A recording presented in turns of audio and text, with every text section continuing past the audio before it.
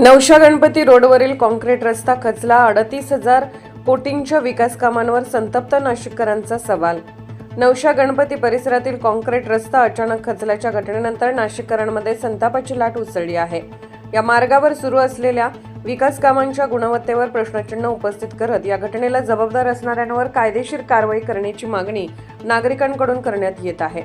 नाशिक आणि त्र्यंबकेश्वर येथे होणाऱ्या आगामी कुंभमेळ्याकडे संपूर्ण देशाचे लक्ष लागले असताना शहरातील रस्ते आणि इतर विकास कामांच्या गुणवत्तेबाबत गंभीर प्रश्न उपस्थित होत आहेत. नवशा गणपती रोडवरील रस्ता खचल्याने नागरिकांच्या सुरक्षेचा प्रश्नही ऐरणीवर आला आहे. या घटनेनंतर संतप्त नागरिकांनी प्रशासन, संबंधित अधिकारी आणि लोकप्रतिनिधींना जाब विचारला आहे.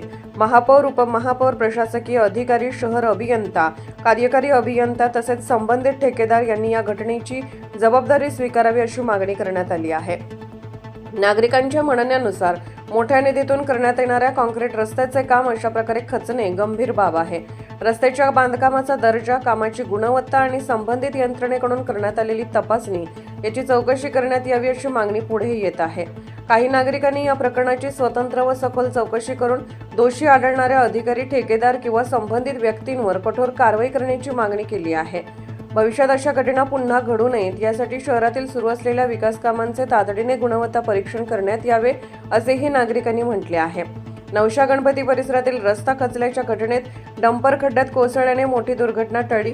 मात्र आज डंपर खड्ड्यात गेला, उद्या एखाद्या नागरिकाच्या जीवाला धोका निर्माण झाल्यास जबाबदार कोण, असा सवाल संतप्त नाशिककरांनी उपस्थित केला आहे.